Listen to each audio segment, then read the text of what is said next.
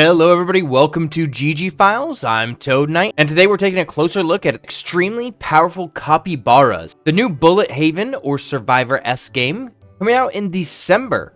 Now the reason I really wanted to make this video is because they did something surprising. Right now, Extremely Powerful Capybaras has their demo version out, which is called Training Grounds, which a lot of these Survivor-esque games do, where they release a light copy of the game, and then later on, after the hype comes out for their game, they release their full copy. But what Extremely Powerful Capybaras did, which I really liked actually, is their game was supposed to come out in August. But right before they release, they postponed it all the way to December. And I think they had a very good reason as to why, and we're going to jump into it in this video.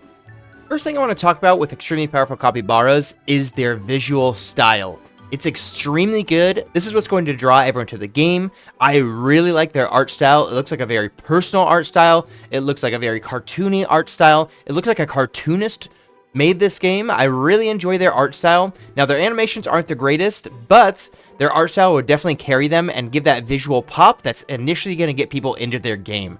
One of the best aspects of this game going forward is definitely their art style and their ability to grab players' attention initially in the Steam store, to look at their game, to go through the screenshots, to be interested in their game immediately with this unique stylized cartoony art style that they have. Now let's talk about their basic gameplay of the game. It's set up like every other survival game that's out there. This is actually one of the weaker points of the game in my opinion, because it's very basic. We've seen basically all these powers before in the other Survivor-esque games, or the Bullet Havens, if you will. I played a lot of these Bullet Havens. I really enjoy these Bullet Havens. It's like my guilty pleasure. I played over like 15 within the past like few months, so I'm really into Bullet Havens. And once you've played a lot of them, you begin to see what the good ones do the best and why the bad ones kind of fail. And a lot of that has to do with the gameplay. Now, right now, I could tell they have the idea to get the good gameplay in there that's going to keep players playing each round and each round. But for right now, the gameplay is super basic, and I hope they recognize this, because the power-ups and abilities you get, we've seen them all before. We've leveled them up hundreds of times. The people who are going to play Extremely Powerful Capybaras, I assume, have played a ton of different Bullet Havens. This has become like a genre that people really like, that I really like.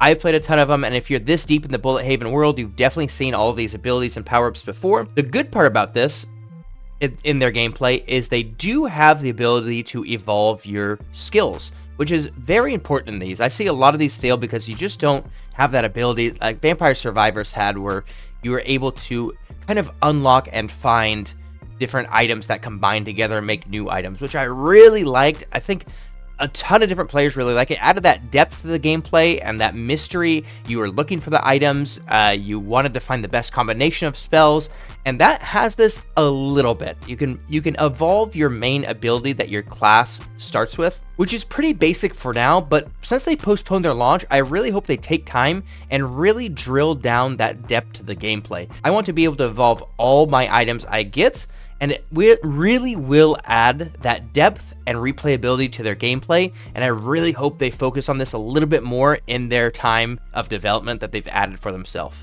Another aspect of these games that is extremely important, almost more important nowadays, is meta progression.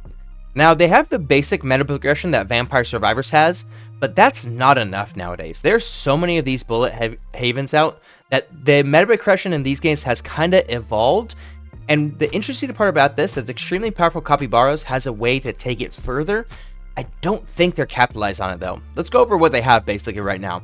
Right now in the demo, you can't really get any meta progression, but they tease what they're going to have. They're basically going to have a shop where you spend your tokens and level up your abilities, just like Vampire Survivors did. It's going to be basically the same kind of thing. But what Extremely Powerful Capybaras has that's very interesting and very exciting to me is they have a hub world.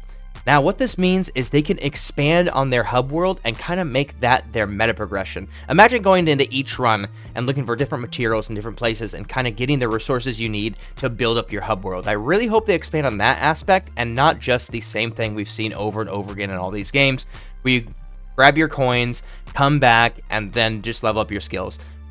Everyone who's going to be playing Extremely Powerful Capybaras has played all the other ones. We've played Yet Another Zombie Survivors, we've played Soulstone Survivors, we've played Halls of Torment, and we've played Nordic Ashes.